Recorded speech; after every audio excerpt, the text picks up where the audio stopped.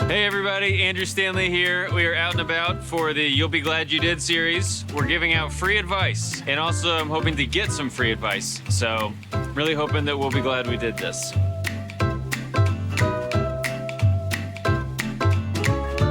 Hi. What's up? How's it going? Good. Andrew. Marcus. Marcus. Thank you for getting ready to give me some advice. I was hoping that you would give me advice. Okay. Always attend church when you can. Yeah, I've received that. Have you always followed that? These days, you know, with technology, you don't physically have to be at a church location. Yes, you can you watch do. it online. I'm very unassertive, and I want to be more assertive. Yeah. So how can I do that? Even if you don't know everything, act like you know everything and you'll learn it on your way. I already knew that. Yeah. How can I be a better listener? You're good at that. Because That's I feel like awesome. listening is more like you have to talk enough in order to be able to listen. You have to know what questions. Because it's like I just like sometimes when I'm listening to somebody, I'm like I have a thought, I want to go ahead and say it, and I think maybe that is the right thing to do. Sometimes it's I think okay. that it's really about thinking what you're gonna say before the other person even finishes talking. But everybody's like, you gotta listen. And I'm like, but I'm too busy thinking. I'm getting married in 1 month. okay. What advice can you give me? Take your time deciding on if and when you want children. I love that advice. My fiance will hate that advice. Also, do a background check on him. I had not thought of that, but it seems like that could solve some huge problems down the road. What colleges do you think are the best? I was at a homeschool convention. I don't really want to get into why, and they were advertising virtual from home college. So you kind of go your whole life. You get born and go to your house, your baby, and you do homeschool, right? And then it's like, oh no, homeschool's over, got to go to college into the real world. Not so fast.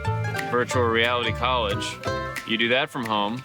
Then you get a job where you work from home, and then you die at home, and you just never have to leave home.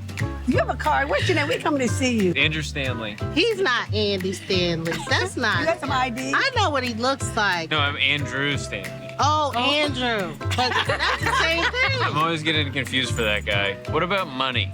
It's important to have money. It's I agree. important to save. It's important to use. So budget. You have to budget. You budgeted and you'll be glad you did. Yeah, because there's going to be rainy days, unfortunately. Unfortunately. I know. Yeah. I know. Sometimes I look at my account and I'm like, oh, it's been a bunch of rainy days lately. I guess I gotta start doing some more gigs for my dad. You may have to budget a little bit more.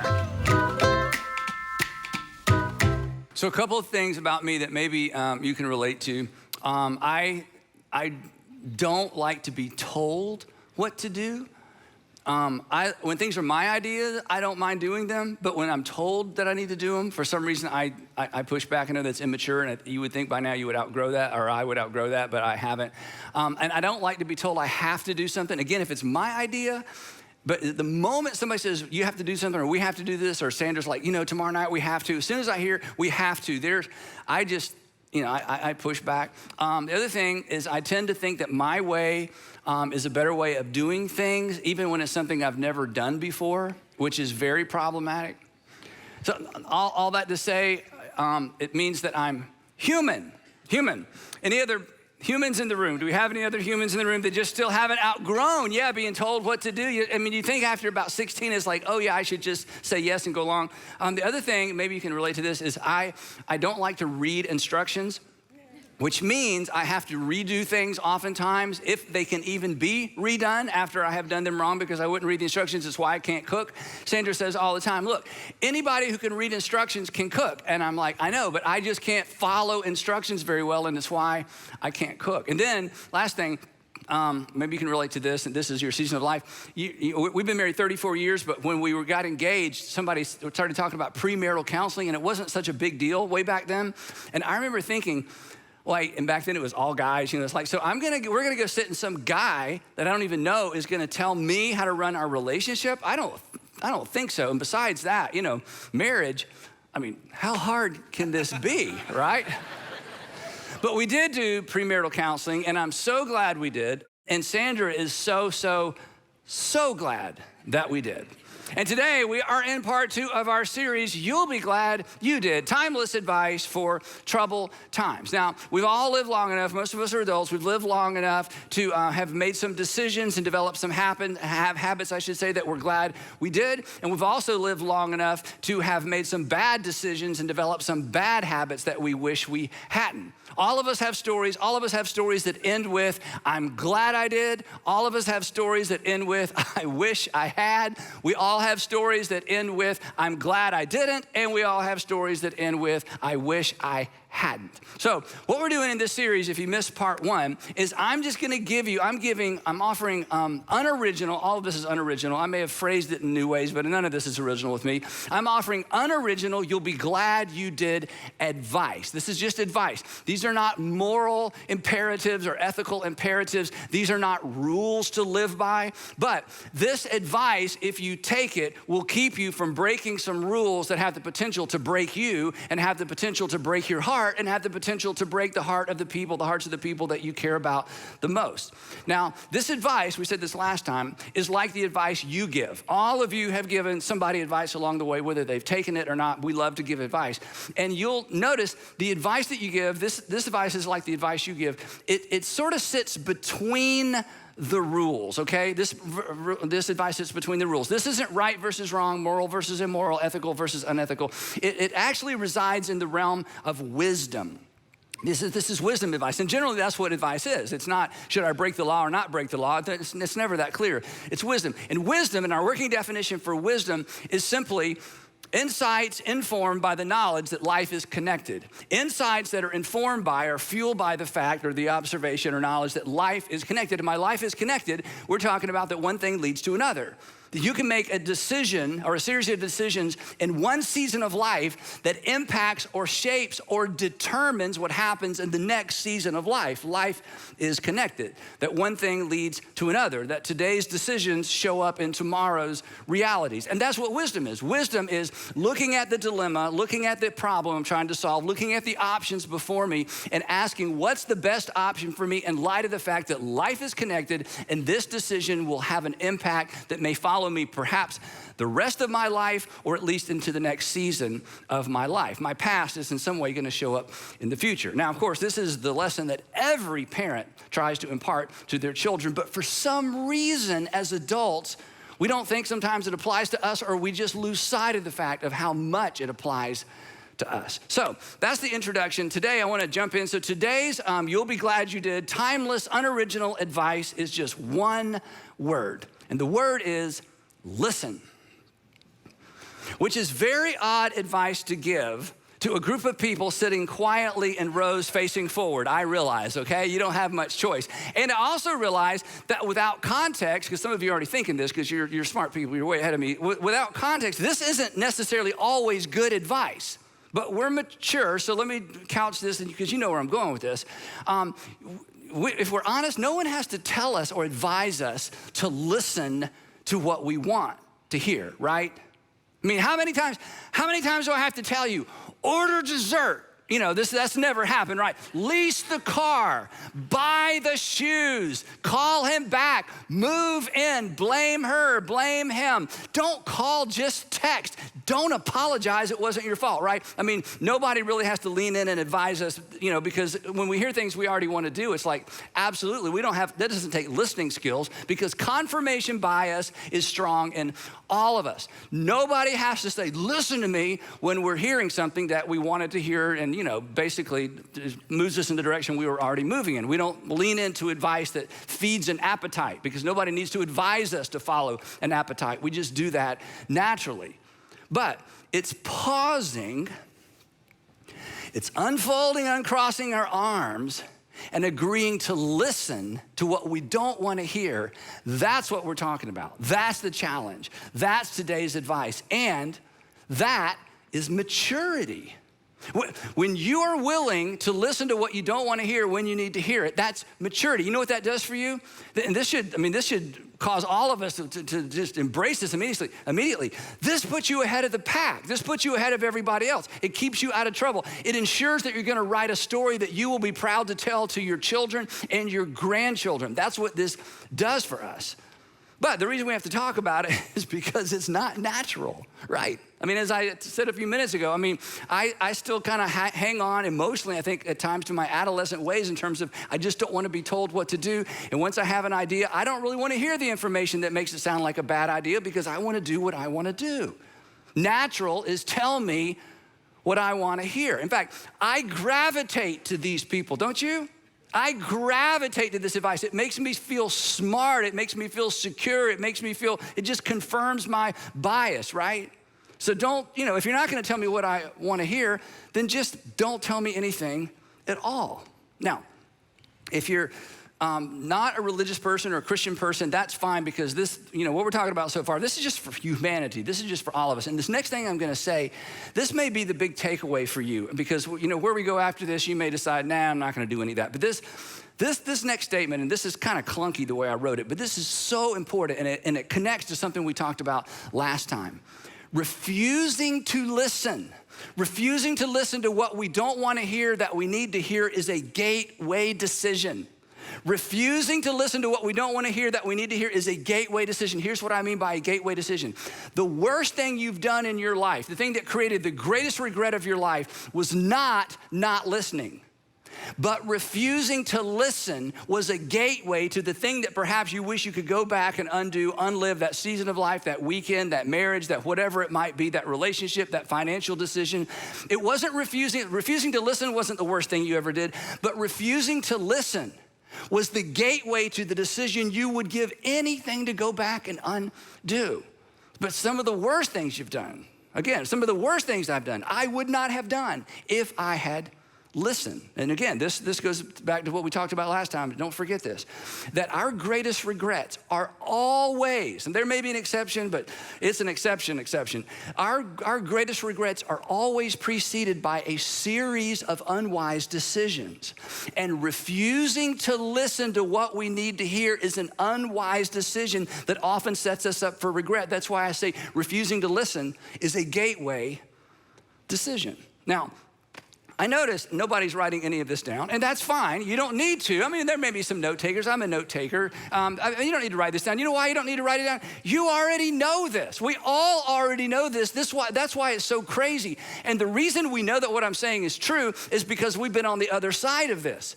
Every single one of us has watched a friend, a family member, a neighbor, somebody at work, somebody that we care about begin to or move in an unhealthy direction or begin to make a bad decision, or we hear that they're about to make a bad decision, and we've thrown ourselves in front of them and said, whoa, look.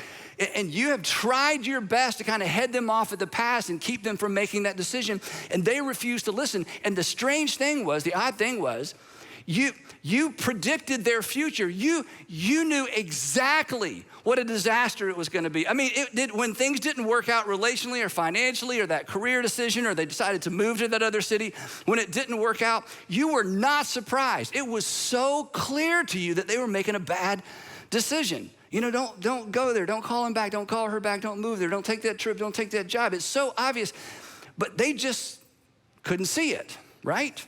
From the outside looking in, I mean, again, in fact, some of you, it was this week or maybe the last couple of weeks, maybe with one of your kids or maybe one of your adult kids, which is always so tenuous. From the outside looking in, it's so clear. And that's the point of this message. That's why we're talking about listen. Because to the people outside of you and outside of me, some of the decisions we're making or about to make or the options we're considering, it is so clear to them. And oftentimes it's not just one person, there's a them. And they got together and they said, who's gonna tell him? And they're like, we're not gonna tell him. The last time we tried to tell him, he didn't speak to us for 2 weeks. In fact, I'm not sure he'll ever, I'm not sure he listens to anybody. I'm not sure she listens to anybody. But finally they sent somebody in, or somebody loves you enough. And they put your relationship with them on the line because they love you so much. And they tried to get in front of you and head you off at the pass again and tried to talk you out of something, because it was so clear to them. But it's never as clear to us. Because when we are in decision-making mode, when we're looking at options, especially as it relates to relationships and money are not emotionally neutral topics. Did you know that? Yes, they are not emotionally neutral topics. And once our appetites get involved in the decision-making process, it is almost game over because we just hyper-focus. There's all kinds of things that happen psychologically when there's something that we want. And we can't see clearly in our own decision-making process. We can't see clearly in our own lives, but usually there's somebody who can. And the wise man, the wise woman, regardless of their age or stage of life, is the one that is willing to uncross their arms and say, okay, I don't want to hear this, but go ahead and tell it to me anyway. If you'll stop, if you'll pause, if you'll listen, you'll be glad you did. When you hear yourself, I guess one way of saying it is this: when you hear yourself saying, or you catch yourself thinking, or you find yourself humming, I don't need you to worry for me because I'm all right. I don't want you to tell me it's time to come home. I don't care what you say anymore. This is what? This is my life. Go ahead with your own life. Leave me alone, okay? When you find yourself thinking any of those thoughts or humming any of those tunes, that is the time to tap the brakes. It is not the time to hit the accelerator. Now, some of you are thinking, Andy, how did you know? Who told you? Who told you? Who told you? Nobody told me. This is just the world we live in. This is all of us at some season of life. And for somebody today in the rooms with me or in the room with me, or you're watching somewhere, I mean, this is exactly what's going on right now because your spouse has tried. Your fiance has tried. Your best friend has tried. Your roommate has tried. The guy at work, somebody who works for you, and it's so hard for them because you're the boss, you're the manager, you own the franchise, and yet they care so much about you, they have tried to say, hey, would you consider, and you've just shut them down. If there is somebody, come on, if there is somebody and you know in your heart of hearts, they have your best interest in mind, and there's something they're trying to communicate to you, just listen, because they may see something you can't see. And while you're listening, and while you've got your arms uncrossed, and while you're trying to be open, here's what you got to do in the meantime, or while that's going on. You got to pay attention to the tension. Because while they are saying things to you you don't want to hear, inside of you, inside of me, there's a tension. And you need to pay attention to that tension and ask yourself this question: what's really going on? Why am I resisting so hard? Why am I so angry? Why does this stir me up? This is a person that loves me. This is a person that cares about me. Here's somebody who's taken a relational risk to confront me or to tell me what I don't want to hear. What is going on inside of me? What's really going on inside of me? Because oftentimes it's an us thing. It's not a them thing. So listen. When King David, he was the second king of Israel, ancient Israel. When King David died, his son took the throne. You probably know this sequence of events if you grew up in church or around church or just ancient history. His son's name was Solomon. And when Solomon became the king, he was a whopping 20 years old. Prefrontal lobe development, and he is the king. Don't think too much about that, right? But fortunately for Solomon, he was smart enough to know and wise enough to know that he did not have what it took to be a king at 20. He was wise enough to recognize, and here's the key, and humble enough to admit he didn't know what he was doing, that he needed help. So his biographer actually documents a prayer that Solomon prayed and documents what happened in response to that prayer. And there's so much packed in here, and this is such a great model and of the posture that all of us should live with regardless of how long we've lived. Here's what his biographer said that Solomon prayed. Here's his prayer. Now, Lord my God, you have made your servant king. First of all, this is a huge recognition. The people didn't make me king. You made me king. I'm king because you are the sovereign God who controls the destinies of all people. You have made your servant king in place of my father David, but I'm only a kid. I'm only a child. I mean, the humility and the recognition, it's remarkable. I'm only a little child. And I don't know how to carry out my duties. I don't know how to be king. I mean, this is the perfect start. This is the right posture. In fact, this is the posture we should all maintain throughout our lives. I only know what I know, but I don't know everything I need to know. Then verse 9, we're skipping to verse 9, says this. So here's his prayer. So Lord, give your servant a discerning heart. You know what discerning heart is? Discerning is, here's all the information, here's everything going on, and I've got to navigate all this so at the end of the day, I've made the right decision and end up where I need to be. Give me a discerning heart. That there's no real map. I've never lived in this season before. I've never navigated what I've navigated before. I've never raised a child before. I've never been married before. This is my first career. This is my second opportunity with this industry. This is a new city. This is a new school. Give me a discerning heart to govern your people and to distinguish between right and wrong. For who is able to govern this great people of yours?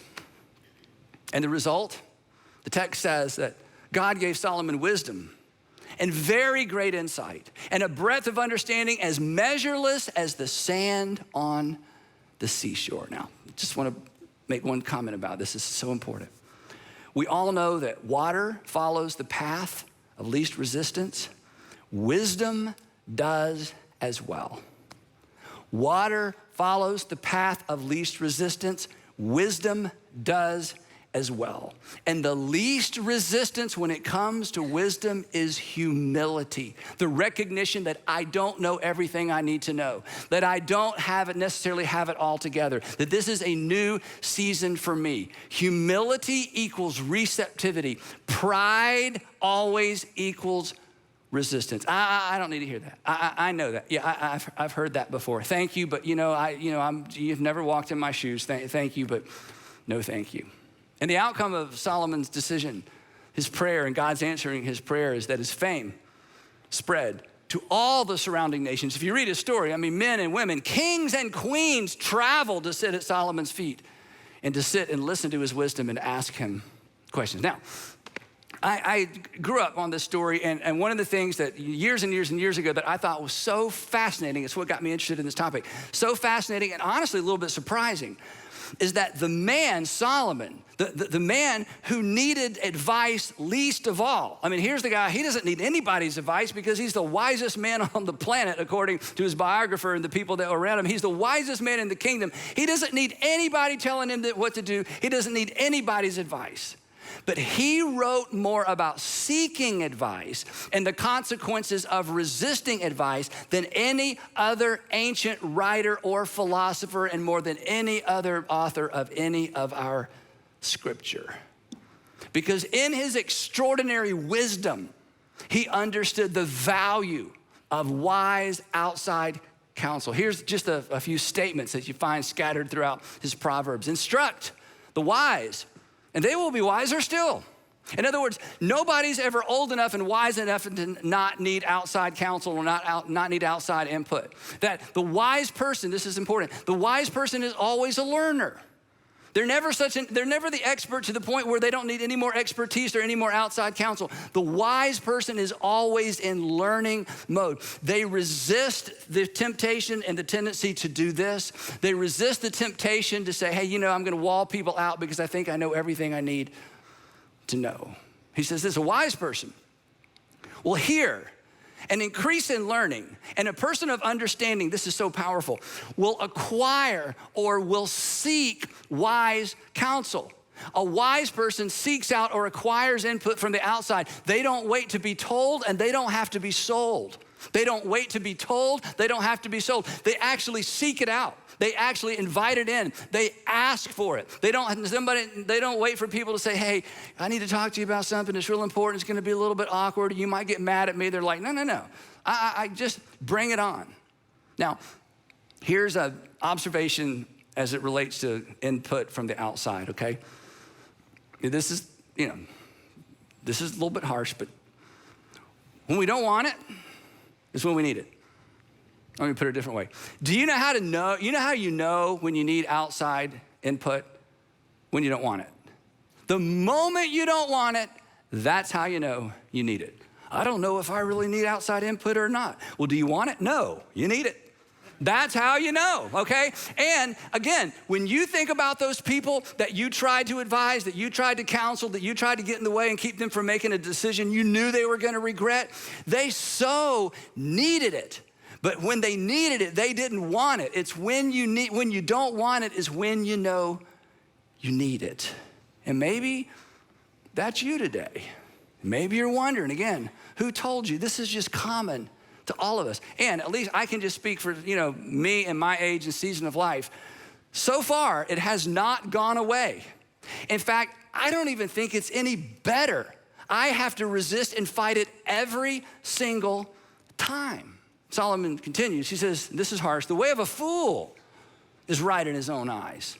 Now, there's a person that says, look, I got it all figured out. I don't need any counsel or advice. I don't need to read that. Don't give me another article. No, we can't sit down and talk about it. No, I'm not going to do that. No, I'm not going to meet with them. No. He says, okay, Solomon says, that person's a fool. And what is a fool? Well, in the book of Proverbs, in the writing of Proverbs, in the teaching of Jesus, a fool is someone who attempts to live life as if life is not connected, that today doesn't impact tomorrow, that there is no creator, that everything is 1,100% random. So it doesn't matter what I do today because I can figure out how to fix it tomorrow. Solomon says, that's a fool. Only a fool lives as if life isn't connected, that this season isn't gonna impact and shape and maybe determine the next. Did I mention? Well, let me read the rest of it. The way of a fool is right in his own eyes, but a person who listens to advice is wise. Again, I think this is worth going back to. I think I mentioned when we don't want it, it's when we need it. When we don't want it, it's when we need it. So let me just ask one more time before we move on. Are you in a place right now, in an arena of life, an area of life, financially, relationally, with your kids, one of your kids, with your husband, your wife, your fiance, you're thinking about getting married, you're thinking about moving, and you don't want it. You don't want to hear it. You need it. In fact, let me just ask you a different way. What do you intend to do that you don't intend to share because you don't want to hear? What are you intending to do that you don't intend to share because you don't want to hear? Because, and we've all been here, because we already know what they're going to say. And you just don't want to hear it. You don't want to hear it again. You don't want to hear it from somebody else. What are you planning right now, financially, relationally, professionally, academically, whatever it might be? What are you planning right now that you're not planning to share because you don't want to hear? Let me tell you what you're doing that you don't know you're doing. You are masterminding your own regret. You are planning a party you are not going to want to attend. You are planning. It's not accidental. When you get there, you can't say, I don't know how this happened. I can't believe this happened to me. How did I get here? No. You are planning it. You are planning it. Step number 1, I have a bad idea. Step number 2, I'm not going to share it with anybody. Step number 3, because I don't want to hear it, I'm going to do what I want to do. And then you're going to have a regret. And let me say one more thing about this. I know I'm really pushing. It means you're selfish, and you don't want to be selfish. You don't even like selfish people. You do not think you're a selfish person, but let me just say, if you are planning something that you're not willing to share because of what you don't want to hear, you are selfish, because when your regret shows up, when that season comes, when you reap what you've sown, it's not just going to impact you. It's going to impact the people that depend on you. It's going to impact the people who love you. It's going to impact the people that when things aren't going well for you, they have a hard time sleeping at night because they love you. And to not factor that in and to not consider that, it means you're selfish. It means we're self-centered. It means, going back to what Solomon said, this is the big picture. It means we're trying to live our life as if life is not connected. Not only does today impact tomorrow, your decisions impact the people around you and the people who love you and most and care for you most, because not only is life connected, you're connected. So what are you intending to do that you don't intend to share because you don't want to hear? You are masterminding your own regret. Moving on. Plans fail. You've heard this one before, I bet. Plans, in fact, you may not have known this was in the Old Testament. Plans fail for lack of counsel, but with many advisors, they succeed. Do you want your plans to succeed? Do you want your marriage to succeed? Do you want your relationship with your children to succeed? Your relationship with your grandchildren? You want this new job to work? You want this second marriage to be the one? You want to get this right? Plans fail for lack of input, but they succeed with multitude of counselors. Here's another one. Listen to advice. Again, this is a hard one. Listen to advice and accept discipline. Do you know what discipline means in this context? It means correction. It means, hey, I'm gonna tell you what I'm thinking about doing, and I just want you to let me have it. Don't hold back. Well, I think that's a terrible idea. That's what I need to hear. I mean, I don't like it. It doesn't make me feel good. It makes me feel kind of stupid, but hey, I wanna hear it. Correction, pushback, feedback. But look at the promise. Listen to advice and accept discipline. And at the end, because see, life is connected. One thing leads to another. You don't live in isolation relationally. And as time goes on, all the dots get connected. And in the end, at the end, you will be counted among the wise. You know what this means? And this should appeal to your ego. It does to mine. In the end, you will appear smarter than you really are. That's very important to me, right? In fact, just a quick story, okay? I have benefited from this whole idea so much. I've benefited from this idea so much. And it's because early on in my life, I was exposed to this kind of teaching, and I just took it seriously. So throughout my life, I have just always tried to invite smarter people into the room anytime I'm making a decision. So for example, this impacts all of you, even if you aren't part of one of our churches. In our organization, we have a board, like we call them elders, but it's a board. They're my bosses. It's a group that they could meet this afternoon and fire me, come in here next week and say, hey, Andy's gone, sorry, you don't get to vote because it's a small group of people that controls my destiny, and that's how it should be. So we have a board that I answer to. Then we have another team, we call it a stewardship team. Their responsibility, these men and women look at the organization through the lens of just the finances of the organization. Then I have another group of people, our leadership team for the whole organization, their staff members. Then I have another leadership team for one of our campuses. And when I meet with people who do what I do, and we talk about structure, how you compare notes, in industry, how you do things. Whenever I explain this to people who do what I do, 100% of the time they say the same thing. They say, that's so many meetings. And I say, no. That is so many wise men and women who have access to me to ensure that we guard and guide this organization responsibly. That's what that is. They make me look way smarter than I actually am. I am the hood ornament that gets all the credit. Catch a few bugs as well, but I am the hood ornament that gets so much credit for decisions that I made with a group of people who are way smarter than me. And over and over and over through the years, they have talked me out of some really dumb decisions. Because of what Solomon says, he says, you shouldn't be surprised by this. Listen to advice and accept discipline, accept correction, accept pushback, accept, you know what? That's just not a great idea, and here's why. And at the end, once your child's 17 or 18 and leaving home, in the end, when you finally find the person you want to spend the rest of your life with because you've navigated some that you probably shouldn't spend the rest of your life with, and the end of the process, you will be counted among the wise. Isn't that what we all want? And Solomon says, the way you get there isn't by being the smartest person in the room, or even being the wisest person in the room, or being the most educated person in the room. You are the person that is most open to the counsel and the wisdom of others, even when it's uncomfortable, and even when it hurts, and even when it shuts you down. When I was a young leader years ago, I held on to this myth, and maybe you can relate to this, the myth that extraordinary leaders, they gave advice, but they never sought advice. They didn't take it because they didn't seek it, and they didn't take it because they didn't need it. I mean, look at them go. I mean, they were just extraordinary leaders, and I just thought they just are born extraordinary. How do you get to be that extraordinary? And then I had the opportunity through the years to meet some really amazing men and women who've led extraordinary organizations, for-profit, nonprofit, and I've discovered the ones that I have the most respect for, it's just the opposite. In fact, I've had conversations with people who are way more accomplished than me, and they kept asking me questions. I had a hard time getting my question in. They continued to learn. They were wide open. They didn't feel like they had the corner on the market in their industry or on any market. They were so curious, and they listened because they knew what some leaders never understand, that leaders who refuse to listen are eventually surrounded by people who have nothing helpful to say. Leaders who won't listen push the smart, talented, mature people away. And what's true in your organization or in organizational life is true in our personal lives as well. People who refuse to listen are eventually surrounded with people who have nothing helpful to say, or those people decide, I'm not going to say anything because I tried. Here's something you thought about people you know. Here's something you said perhaps about people you know. Don't waste your time. Don't waste your time. She can't hear you. He can't, you can talk to him if you want, but he can't hear you. He won't hear you. I tried. They don't listen. You know, you're wasting your time. And if that is true of you, you don't know it.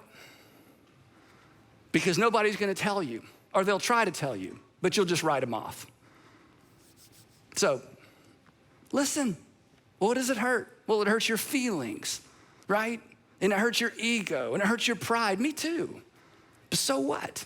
Because at the end of the day, it's the wise who succeed because they're discerning and they navigate life and they navigate parenting and they navigate marriage and they navigate money and they navigate business better because they understand life is connected and they are connected.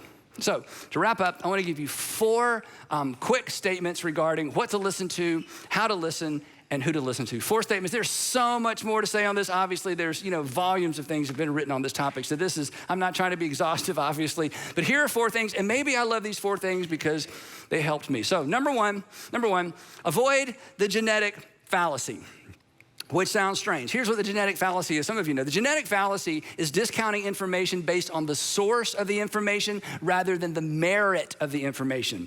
It's discounting information or advice based on the source rather than the merit. Now, all of us struggle with this. You see somebody and she wants to give you advice and you're like, look at her family. I mean, what's she gonna tell me how to raise my kids? I mean, have you seen her kids? They're a mess, right? We do this. That's the genetic fallacy. In other words, anything she tells me, nothing she says to me could possibly be true or helpful. Look at her, look at the source. That is a mistake. The truth is, and this is kind of extreme, but just, so you'll remember it, bad people can give good advice. Bad people are capable of good advice. Don't buy the lie of cancel culture. And everybody's against cancel culture, but it's so easy to follow. That's what cancel culture is. It's like, no, their marriage failed. I can't listen to anything they have to say about marriage. Look at their kids, look at his business, look at their finances, look at their own health. I mean, you're gonna give me health? I mean, seriously? I mean, it's just easy to go there. Cancel culture, I mean, this cancel culture basically lowers the IQ of the entire culture. That's what cancel culture does. Or to say it, more specifically, if you suddenly forgot everything you've learned from an imperfect person, you would forget everything you know, including your name. If you suddenly forgot everything you've learned from imperfect people, you would forget everything you know, including your name. Me as well. So this is silly. And Christians, we should be so above this. Because we're the people that embrace the grace and forgiveness and the mercy of God. We believe that Jesus came into an imperfect world where everybody got most everything wrong and loved us anyway. So because of the foundation of grace and mercy in our own lives, we should be the people that are able to look past people's failures, people's faults, and tease out and be able to take away the merit of what they have to say, regardless of what they've done or how they failed. But that's very, very difficult to do. Number 2, let's move on. Don't assume expertise in one area makes you an expert in every area. This is kind of a guy thing. I'll just be honest, okay? Okay, but because success is intoxicating. Success is intoxicating. You think you're better than you really are. And when you're extraordinary or pretty good or recognized in one area, you think you're just pretty good in every area. That is absolutely not the case. And sometimes people who are super successful professionally, they struggle relationally because there's 2 different sets of tools, right? The more successful we are somewhere, the smarter we think we are everywhere. I was a kid once. I know how to raise one. Yeah, you had a surgery once too. Yeah, you can do surgery? Well, that's different. Well, that's the same logic. Since I had one, I can do one. No, that's crazy, right? Number 3, moving on. Don't confuse experience with insight. Don't confuse experience with insight. I mean, you've said it, you've heard it. Well, I wasn't born yesterday. Well, we knew that. So? This is not my first rodeo. Well, that just means you're good at rodeos. I've been around the block a time or 2. That just means you're dizzy. I don't know what that means. That just, you know what this really means? It just means you're old.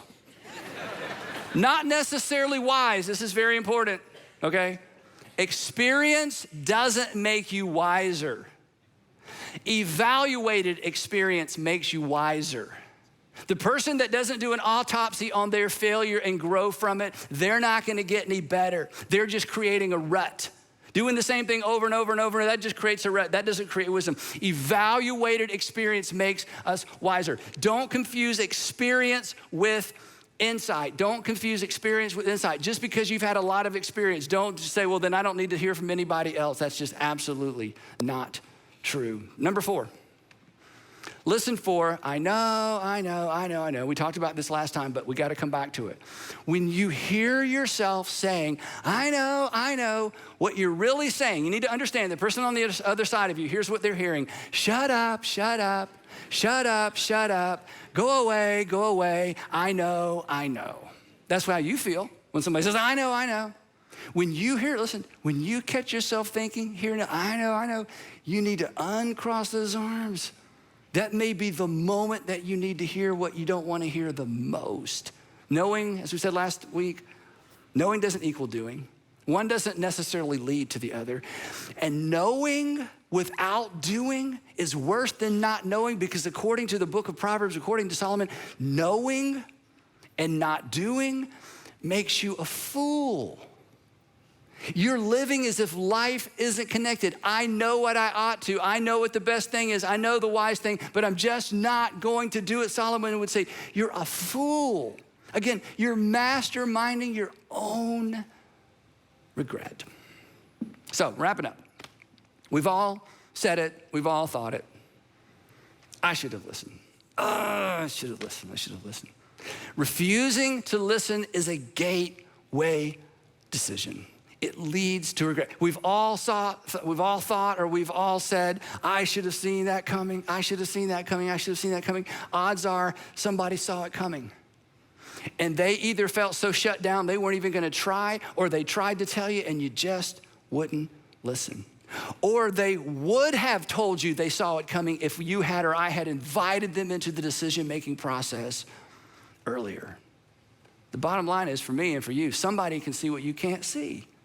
Somebody can see what you can't see. And somebody who cares about you, who can see what you can't see, why would we not listen? Why would we not just uncross our arms? Why would we not say, okay, I know this is gonna hurt. I know I may have heard this before, but you know what? Just bring it on. So in the words of James, the brother of Jesus, he says we should be quick to listen and slow to speak. And if that becomes the habit of our lives, if that becomes the posture of our lives, we will be glad we did. And the people we love the most, and the people who depend on us the most, will be glad we did as well. And we will pick it up right there next time in part 3 of You'll Be Glad You Did, Timeless Advice for Troubled Times. Let's pray together. Heavenly Father, it's easy to stand up here and talk about, but my pride, it just rises up every time. It's so foolish. So Father, for the man or woman, they feel like, oh my goodness, who told him? I just give them the wisdom. Just give them the wisdom not to, close their computer, turn off their television, walk out of the building and just try to put this behind them. Give them the wisdom to embrace it, because who knows what's on the other side of that decision they're considering. Father, for those listening today who are like, oh, I'm so glad somebody else heard this, I pray that we would all pause and say, yeah, but what did I need to hear? So wherever this lands with us, give us the wisdom to know what to do, and give us the courage and the humility to do it. In Jesus' name, amen.